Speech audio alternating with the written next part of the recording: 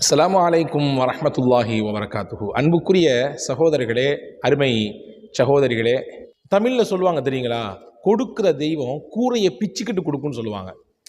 நீங்கள்லாம் பார்க்குறத பார்த்தா எங்கெங்க கூரையை பிச்சுக்கிட்டு மழை துளி தான் பெய்யுது, மழை பெஞ்சாதான் மழை கொட்டுன்னு கொட்டி சில சமயங்களில் கூரையை கூட பிச்சிருது அப்படின்னு பார்க்குற மாதிரி தெரியுது. இல்லைங்க, நிச்சயமாக அல்லாஹ் கொடுக்க நாடினால் எப்படியும் தருவான். ஒரு நிகழ்ச்சி, நபிகளின் காலத்திலே நடந்த ஒரு நிகழ்ச்சி. நபிகள் ஸல்லல்லாஹு அலைஹி வஸல்லம் அவர்கள் வீட்டுக்கு வருகிறார்கள். ஒரு வீட்டுக்கு விருந்தாளியின் ஒரு சில நபர்கள் விருந்தினர்களாக நபிகள் நாயகத்தினுடைய வீட்டுக்கு வந்திருக்கிறாங்க.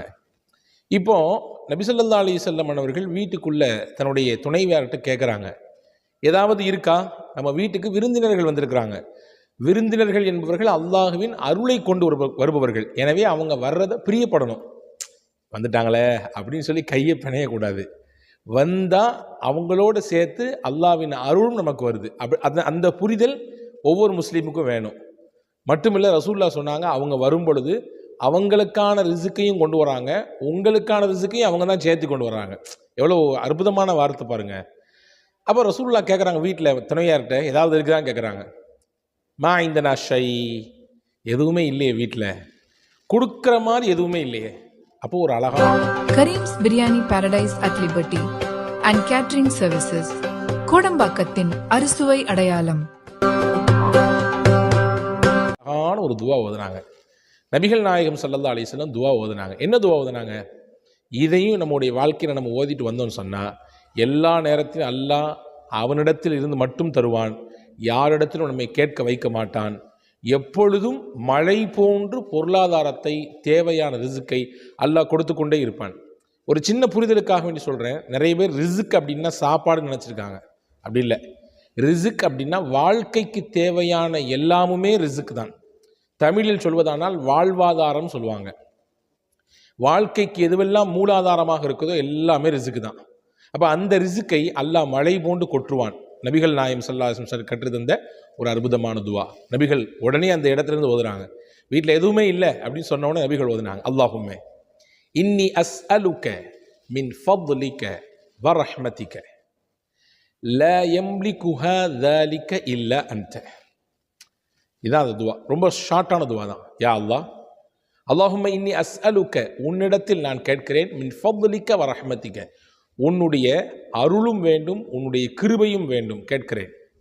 லா யம்லிகுஹா ذلك இல்லா அன்த, இந்த அருளுக்கும் கிருபைக்கும் உன்னை தவிர வேறு யாரும் சொந்தம் கொண்டாட முடியாது. நீதான் அதற்கு சொந்தக்காரன், நீதான் அதற்கு சொந்தக்காரன். எனவே அதை எனக்கு கொடு என்று கேட்டார்கள். கேட்ட அடுத்த நிமிஷம் வீட்டு வாசல் தட்டப்படுது. நபி ஸல்லல்லாஹு அலைஹி வஸல்லம் வீட்டு வாசல் போய் திறக்கிறாங்க.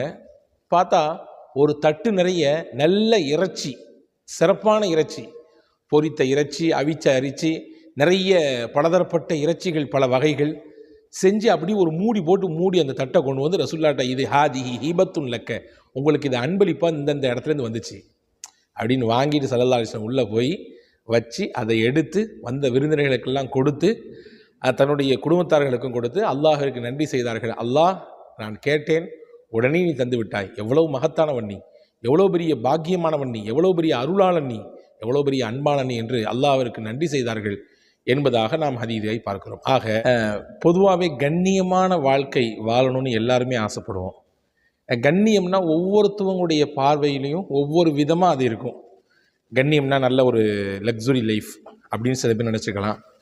இன்னும் சில பேர் நமக்கு நினச்சதெல்லாம் கிடச்சிடணும், சமுதாயத்தில் ஒரு அங்கீகாரம் பெற்ற ஒரு நிலையில் இருக்கணும் அப்படின்னு சில பேர் நினச்சிருக்கலாம். நல்ல படிப்பு சில பேர், சிலருடைய சிந்தனையில் நல்ல உத்தியோகம், நல்ல பதவி, நம்ம ஊருக்கு போனால் எல்லாரும் பார்க்குற அளவுக்கு உண்டான ஒரு நிலையில் இருக்கணும். இப்படி பலதரப்பட்ட சிந்தனையில் பலதரப்பட்ட தோற்றங்கள் வளரலாம். ஆனால் உண்மையிலேயே கண்ணியமான வாழ்க்கை என்ன தெரியுங்களா? நம்முடைய வாழ்க்கையில் எந்த ஒரு சூழல் ஏற்பட்டாலும் யாரையும் எதிர்பார்க்காமல் வாழ்கிற வாழ்க்கை தான் கண்ணியமான வாழ்க்கை. எனக்கு தேவை, என் குடும்பத்துக்கு தேவை, அதை என்னை படைத்தவனே எனக்கு தருகிறான், அதை கொண்டே நான் போதுமாக்கி கொள்கிறேன். பிறர்கிட்ட போய் நான் கையேந்தலை, என் கஷ்டத்தை சொல்லி எனக்கு ஹெல்ப் பண்ணுங்கன்னு கேட்கலை, அல்லது ஒருத்தவங்களை எதிர்பார்த்து தான் என்னுடைய லைஃப் நடக்கணும் அப்படின்ற மாதிரி ஒரு சூழலை நான் ஏற்படுத்திக்கலை. இதுதான் கண்ணியமான வாழ்க்கை. இது ஒவ்வொருத்தரும் கேட்கணும். நபிகள் ஸல்லல்லாஹு அலைஹி வஸல்லம் கேட்டிருக்காங்க, அல்லாஹும்ம இன்னி அஸ்அலுக்க, யா அல்லாஹ் உன்னிடத்தில் கேட்கிறேன், ஃபேரல் ஹைராத் நல்ல விஷயங்கள் செய்ய கேட்கிறேன், ஓ தற்கல் முன்கராத் தீயதை தடுக்க தீயதை இருந்து தவிர்ந்து வாழ கேட்கிறேன். இப்படி நிறைய விஷயம் கேட்டிருக்காங்க இல்லையா? அதே மாதிரி ரசூலுல்லாஹ் கேட்ட முக்கியமான பிரார்த்தனைகளில் ஒன்று, வஅக்னினா பிஃபضலிக அம்மன் சிவாக், உன்னன்றி வேறு யாரிடத்திலும் நான் தேவையாகாமல் வாழ வேண்டும். உன்னிடத்தில் மட்டும்தான் நான் தேவையாக இருக்கணும். ஏன்னா அல்லாஹ் மட்டும்தான் சமது. சமதுன்னு பேர் வைக்கிறோமா இல்லையா? சமதுனா தேவையற்றவன், எந்த தேவையும் அவனுக்கு கிடையாது. ஆனால் உலகத்தில் இருக்கக்கூடிய எல்லாத்துக்கும் தேவை உண்டு. ஆனால் நம்ம தேவையை நம்ம படைச்சவன்ட்ட மட்டும்தான் சொல்லணும். அதை தாண்டி வேறு இடத்துலையும் சொல்லக்கூடிய ஒரு சூழல் எனக்கு உருவாகக்கூடாது அப்படின்னு ரசூலுல்லாஹ் கேட்டிருக்காங்க. அப்போ எல்லாருமே இந்த விஷயத்தில் நம்ம கவனத்தோடு இருக்கணும். அதுக்காக வேண்டி அல்லாஹ்விடத்தில் கேட்கணும். வாழ்க்கையின் லட்சியங்களில் முதன்மையானது கண்ணியமான வாழ்க்கை வாழணும். கண்ணியம் என்றால் யாரிடத்திலும் எந்த சூழலிலும் நம் சொந்த தேவைக்காக வேண்டி நாம் போய் நிற்கக்கூடாது. அவர்களிடத்திலே கையேந்துகிற நிலை வரக்கூடாது. அந்த கண்ணியமான வாழ்க்கையை பெறுவதற்கும் மழை போன்று ரிஸ்க் நம்மை வந்தடைவதற்கும் கொட்டென்று கொட்டுவதற்கும் நாம் மேலே சொன்ன அந்த துவாவை கவனத்தில் கொள்ளுங்கள். வாழ்நாளில் தொடர்ச்சியாக ஓதுவதற்கு முயற்சியுங்கள். வல்ல அல்லாஹ் அவன் நம்மை வாழ வைக்கும் காலம் வரை கண்ணியமாக வாழ வைப்பானாக. தன் அருள்மறையில் நம் யாவரையும் நினைய வைப்பானாக. வஸ்ஸலாம். அஸ்ஸலாமு அலைக்கும் வரஹ்மத்துல்லாஹி வபரகாத்துஹு.